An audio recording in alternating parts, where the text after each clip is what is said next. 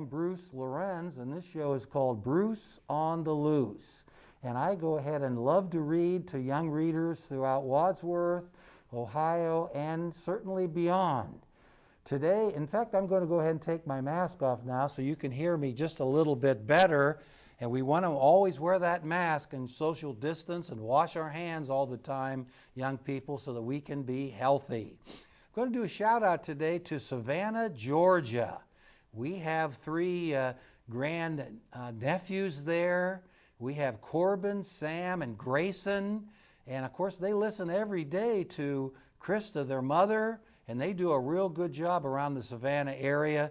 And I sleep better at night with Drew protecting us all in the United States Army. Thank you, and shout out to that big family down in Georgia. Today we're going to begin with a real interesting book that I think you'll enjoy, and it is called Stella the Search Dog. So let us begin in Stella the Search Dog. The author is Lisa M. Gary, and the photographs by Lori Epstein. So, and meet Stella. Boy, she looks like a real nice dog. And boy, those big ears that helps her, I'm sure, in her position. Stella is a bloodhound. She lives with her family and her best friend, police trooper Enzo Diaz. Trooper Diaz is also Stella's partner. That's because Stella has a job. Stella is a search dog. She uses her strong nose to help find people who are lost. The job is very important. Stella and Trooper Diaz need to practice to stay in tip-top shape. Today, they are training at the police station. Trooper Diaz helps Stella get ready by putting on her harness. To help Stella practice, another trooper hides out of sight. The trooper leaves behind an item that smells like her, a pen. Stella sniffs the pen. Sniff, sniff. Now Stella can track the trooper. Bloodhounds can find people by following the scents they leave behind. This is because bloodhounds have very, very strong noses. Stella uses her super nose to follow the trooper's scent and trail. She found her. Good job, Stella. Now that they're practiced, it's time for Stella and Trooper Diaz to patrol. They ride in a special police car. Stella hops into the back. And I think Wadsworth has a K-9 unit too, that we have employed dogs, and many police departments throughout the country do as well. Ready to roll. Suddenly, Trooper Diaz gets a call on his radio. A hiker has gone missing and no one can find him. Time for Stella to act. The hiker got lost in a forest. To get there, Trooper Diaz and Stella will need to ride in a helicopter. Trooper Diaz helps Stella put on her goggles. Boy, those are nice blue goggles that Stella has, I'll say. All set, Stella and Trooper Diaz get into the helicopter and buckle in.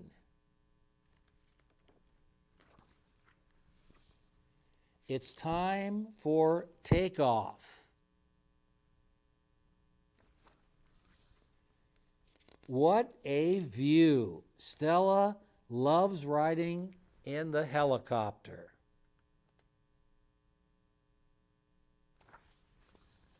The helicopter lands where the hiker was last seen. A storm is moving in, and they have to act fast. Time to get to work. Luckily, the hiker dropped his bandana. Stella takes a good sniff. Sniff, sniff. She's off. Boy, it looks like she's racing through the forest there. Stella follows the hiker's scent through the woods, and Trooper Diaz is close behind. Stella never loses the scent. She keeps going through a stream to the other side. They track the scent up a fallen log. And over it, Stella never gives up. The hiker is counting on her. Wait, who is that up ahead? Stella and Trooper Diaz have found the hiker. The hiker is so glad to see them. He has been waiting for hours. Way to go, Stella. Now that he's safe, the happy hiker thanks Stella for rescuing him. Back at the station, all the troopers thank Stella too. They are very proud of her. She saved the day. Trooper Diaz is the proudest of all. Good dog, Stella.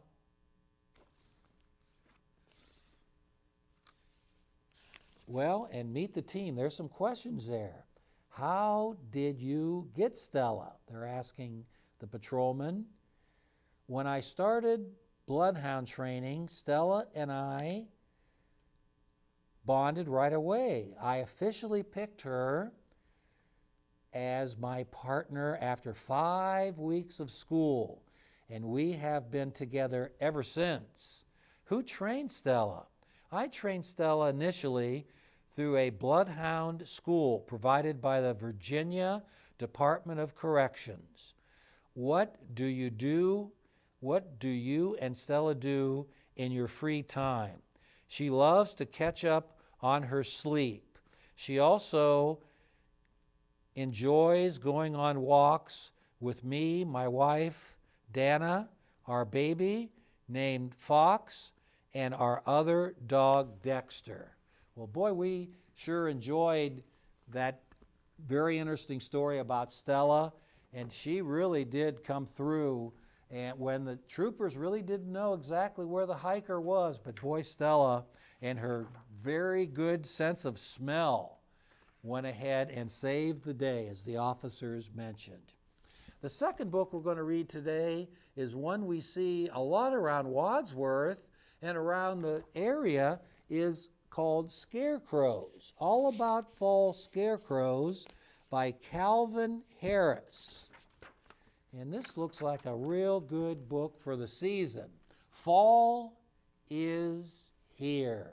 It's fall. The weather is getting cooler. Scarecrows stand in the cornfields. Boy, that one I think has a pumpkin for the face. And boy, that mouth is really something.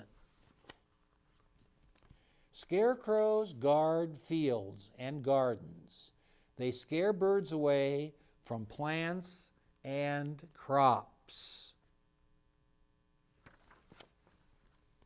Scarecrow parts.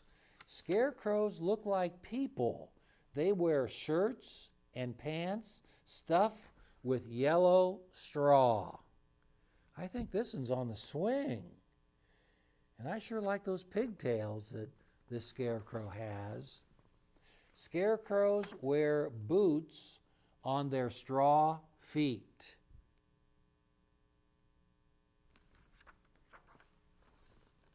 Scarecrows wear hats on their orange pumpkin heads.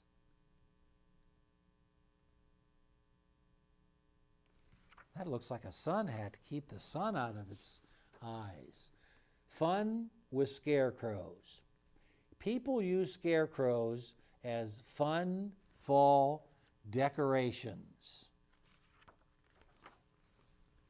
People dress scarecrows in funny ways. Boy, that scarecrow even has gloves and long, long blonde hair. People wear scarecrow costumes on Halloween. Boy, I thought for a minute that was a real scarecrow, but it looks like it's a boy that has a scarecrow costume. That's pretty nice. Other signs of fall. Scarecrows are a sign of fall. What are other signs that it's fall? And boy, the leaves are starting to change orange and yellow and red. And here's the glossary. Decoration, an object that makes a place or another object prettier or more exciting. Field, an area of land where crops grow. Guard, to protect or keep watch over a person or a place. Halloween, a fall holiday where people dress up in costumes and go out trick or treating. Straw, the dried stalks of field crops. Straw usually has a yellow color. And weather, the conditions outside at a certain time and place.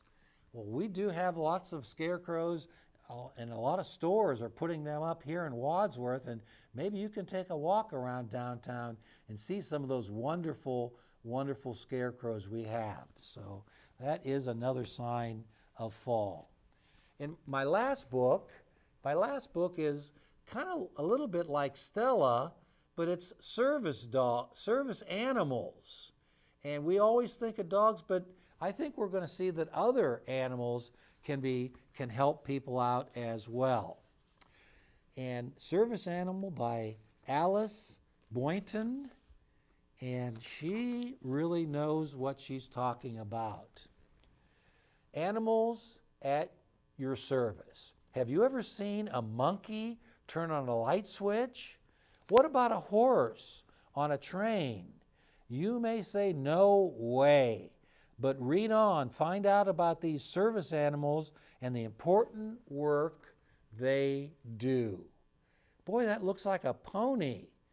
That looks like a pony, and it may be on a train. Boy, is so interesting. Monkey helpers. Some people can't use their arms or legs. Monkeys like Capuchin monkeys can help them. Why monkeys? Monkeys have hands and fingers like ours. Capricious are small, friendly monkeys. They weigh between 3 and 11 pounds. That's comfortable for your lap. Monkeys can turn lights and TVs on and off. They can put a DVD in a player. Oops, a cell phone falls down. A monkey can pick it up. And what if someone has an annoying itch? Monkeys use a soft cloth to scratch it. Very handy. But a monkey has to learn to do these things. How? It goes to monkey school. Monkeys are very intelligent. A trainer shows the monkey each skill. The monkey copies what the trainer does. It's monkey see, monkey do.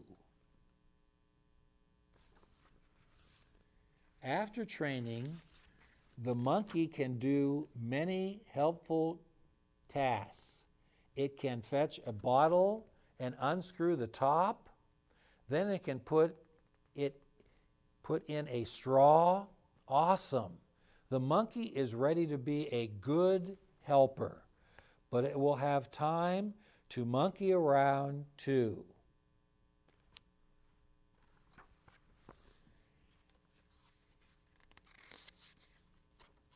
Hearing dogs. Technology helps deaf people. Hearing aids make sounds louder. The doorbell sets off flashing lights. An alarm clock makes the bed pillow shake. But some deaf people also have dogs to help them. A deaf person is someone who cannot hear. The dog's touch means I hear something. Follow me. The hearing dogs are trained to listen for different sounds. Buzz. The dog hears the alarm clock. It nudges the sleeping person. Time to get up. A service dog is almost always working. Even when resting, the dog stays alert for what its person may need. A trained hearing dog can alert its partner to a smoke alarm, phone, doorbell, microwave beeping, things that fall like keys, and baby crying. On the street, the dog gives signals too. It may hear a siren. The dog's ears perk up. It looks down the street. Something's coming. Wait. The deaf person looks. Thanks for the warning. Guide horses. You have probably seen guide dogs for the blind or people who cannot see. But what about guide horses? Some blind people have miniature horses to help them get around. Miniature horses have hair, not fur, so people who are allergic to the fur on dogs can use the horses. An animal wearing a vest is working, so do not pet it. A guide horse sleeps in a shed, but it is housebroken, so it can be in the house too. When work is done, it can relax. A snack in the kitchen or a nap on the rug is just right. The Guide Horse Foundation trains and give guide horses to the blind at no cost. So also work to keep. There's some words. Allergic, it's a react by itching or sneezing, for example. Housebroken, trained to be indoors. Intelligent, you're smart. Miniature, you're small. And technology, the science of new things. Well, I hope you learned a little bit about animals that can help, and I really didn't know about the small horses, and they really do assist people who are allergic, and I didn't really think about that either. Some people cannot be near cats and dogs, but boy, the horse really helps so much. And the monkeys, they can really go ahead and assist people with all sorts of warning signs that they really need to be aware of to make sure they are safe and make sure there's nothing going wrong with them. So I hope you enjoyed today our 3 books. Again, we read about Stella, the search dog, Scarecrows, and also service animals. And over the last couple months, we've done a lot of other shows that you can check out on WCTV. The website is watchwctv.com, and there'll be several shows that we have done over the last couple months. We did not do any shows for a while with the pandemic just starting, and now we can do TV shows here with just solo without any guests, and has worked out very, very well. And I thank Joanna, John Bernard, and the staff here for all that they've done to make these shows continue. And also, right now, voting is going on for WCTV's Clapper Awards, and you can get on that site and check out some of the shows that you've seen. And I encourage you to vote on the various shows that you have enjoyed and really have learned things from those particular shows. So thanks today for viewing Bruce on the Loose, and I hope that Savannah crowd can go ahead and take a look at our shows, our books today, and learn a great deal. Thanks for viewing.